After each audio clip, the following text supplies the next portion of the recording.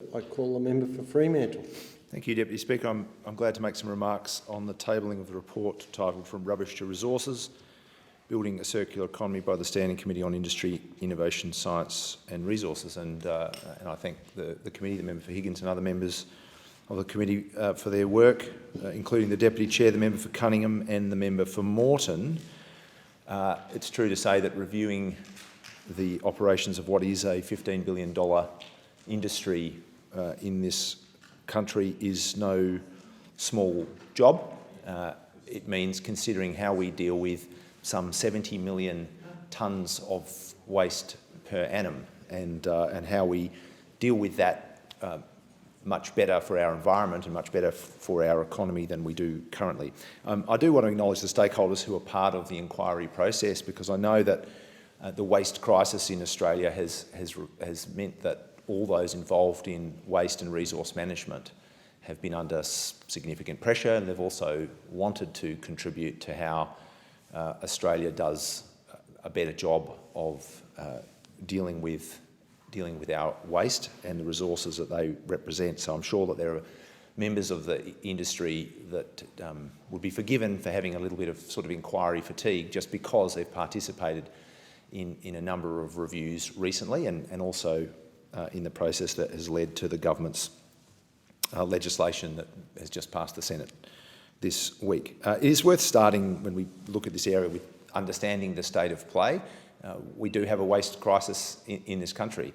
Other countries have decided in the last 18 months or so, perhaps a bit longer than that, that they're not going to accept waste from Australia. And that's forced us all, and particularly the general public, to realise that we've been kidding ourselves a little bit when it comes to how we deal with waste and resource management to a significant degree, rather than having a genuine recycling and reprocessing to manufacturing type of system. We've had a collection and transport system. We've sent a significant amount of recycled material overseas. So if you take plastic is one of the most pernicious categories of waste. We barely recycle 12% of plastic, and in fact the latest numbers are even more disappointing than that. But to the extent that we did recycle 12%, more than half of that was being sent somewhere else. So the amount of actual recycling that happens in Australia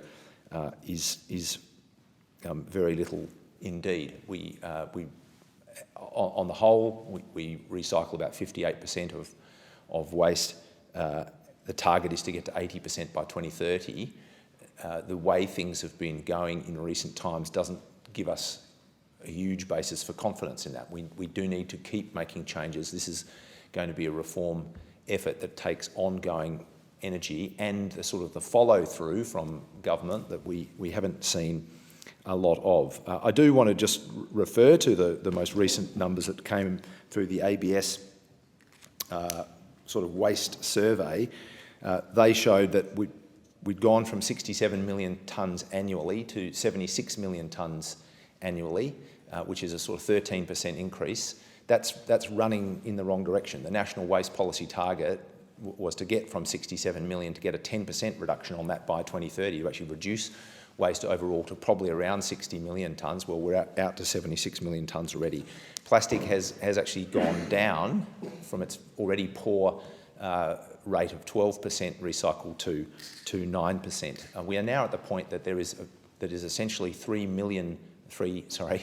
tonnes per member of the Australian population produced annually, so up from 2.7 million to 3 million tonnes.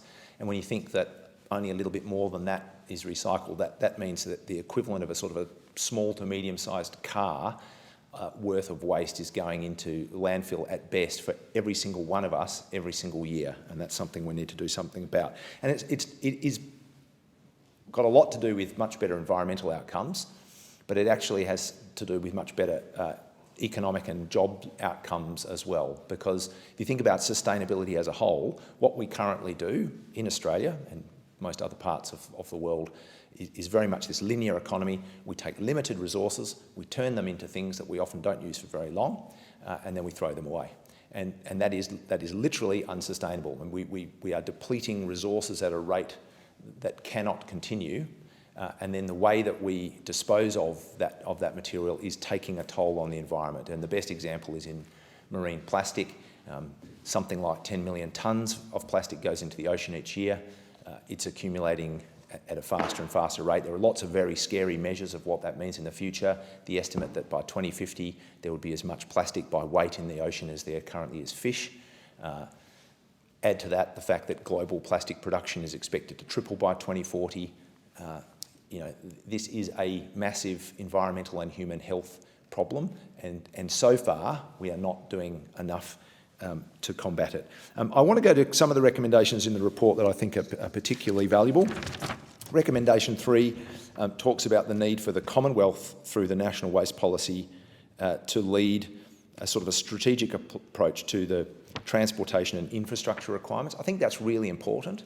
We are at the moment trying to grade up our recycling infrastructure because what's there is so poor. We have less infrastructure capacity for reprocessing plastic in Australia today than we had in 2005, and yet we're now at the point where we cannot export our recycled plastic, so that needs to really grow.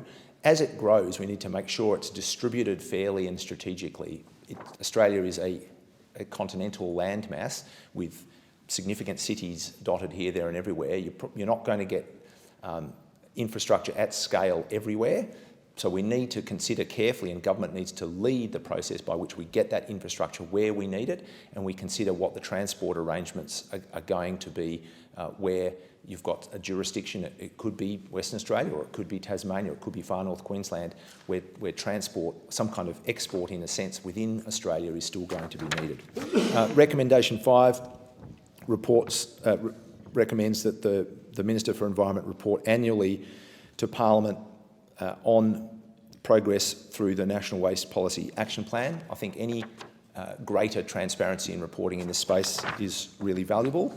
We haven't, unfortunately, over the last 7 years seen the Minister come and make that kind of report to Parliament, and that would be one of the reasons why we've seen so little progress and so little action on that front.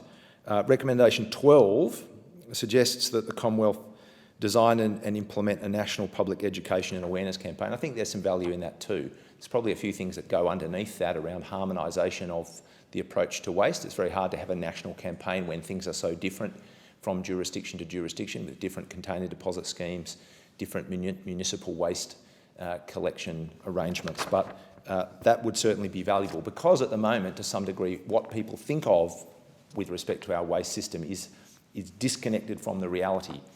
People, out of the goodness of their, with all the best will in the world, separate, clean, sort their recyclables, put them in the yellow bin.